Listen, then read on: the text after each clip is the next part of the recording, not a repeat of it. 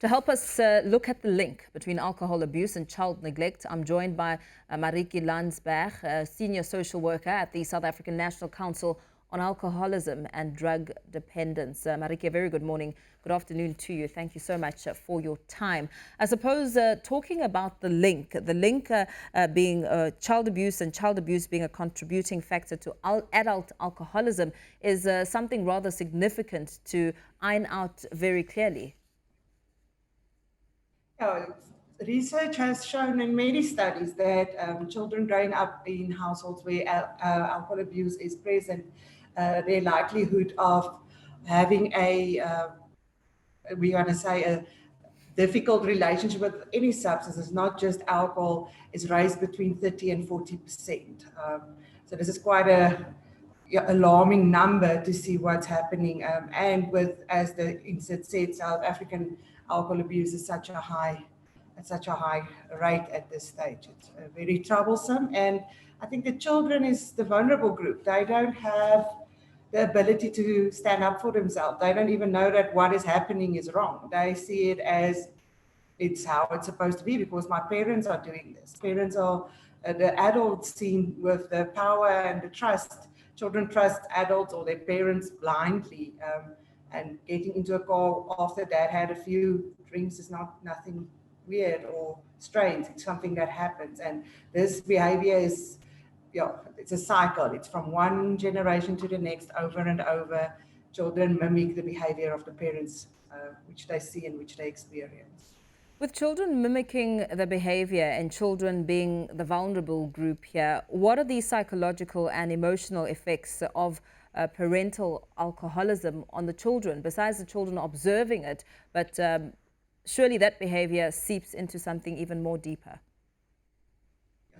I think the most commonly researched one is the trauma, trauma that the children experience and how it's affecting themselves in adulthood. One of the big things we also see with children, we call them children of alcoholics, they have a very low self-esteem. They tend to be very afraid of people in authority positions. They view life as a victim. So they're frightened of angry people. They have an overwhelming sense of responsibility because in this household where abuse takes place, you will often see the elder kids taking care of the little ones. And this is again behavior that's mimicked in their relationship when they get older. They also they struggle to talk about their emotions. Their emotions are suppressed. They confuse love with pity. It's what the research showed. The low self-esteem is a big problem, and this again leads to them abusing other substances or alcohol because the use of the substances give them a sense of self-esteem, empowerment, and ability to see themselves as worthy of being part of a group or a specific family when they're older. Maritjie, as you speak about research and stats, over 1 million children are either abused or neglected annually, and of that, over 425,000 of these children were placed into the child welfare system. That's quite a significant number.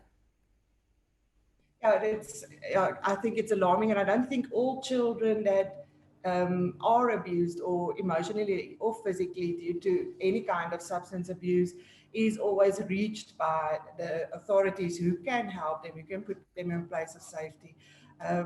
Alcoholism or addiction is one of the diseases which families cover. They hide it. They don't want to talk about it. It's not something that I will tell my friends about. We are ashamed of it.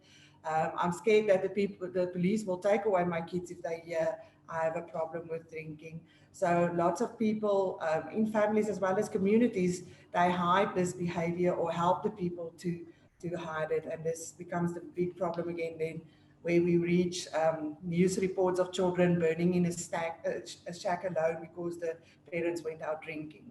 Things like that happens because people tend to turn a blind eye where substance abuse is involved. And how can help, come to these families and households that are experiencing this sort of, alcoholism, especially as we looking at the numbers here that there's an increase in child abandonment specifically during the festive season? I think it's a year where we have to press or ask the community members and other family members to assist. Speak up, call Childline. This is the crisis line for children, so that somebody can step in and help and protect our kids. If a family member has a problem and they don't know where to find help, Sanka centers in every province, which is able to help with the problem. The first instant is not to remove the children. First is to see how we can assist to keep the family together, but keep the healthy family together, help the person to address the alcoholism, establishing a healthy, sober, balanced lifestyle, and then also getting the kids into treatment. I think therapeutic treatment to just help them to manage, especially the psychological effect. These psychological effects of alcoholism is part of, as I want to say, unseen scars of alcoholism or addiction. If there's a car accident, you can see what happened. You see the injuries, you see the blood, but these emotional or psychological threats or impacting the children's life is not seen and usually untreated, which is why it's so important to get the children help as well, not just the person who is addicted to the alcohol. You speak about establishing a balanced lifestyle, yet we know that the home environments of children with parents who are alcoholics, it can be rather chaotic. With this chaotic lifestyle, what sort of risks are being opened now for the children who are in the middle of I this? The middle of us.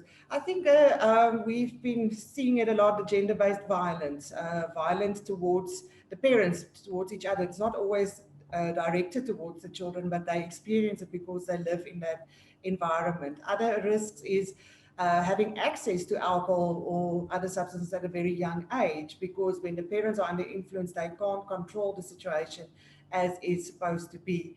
One of the other things that children need is a routine to keep them safe, to bedtime, meal times at a certain time. When you're under the influence, feeding your children is not your highest priority. Getting another drink is. The children can walk into the street without proper supervision.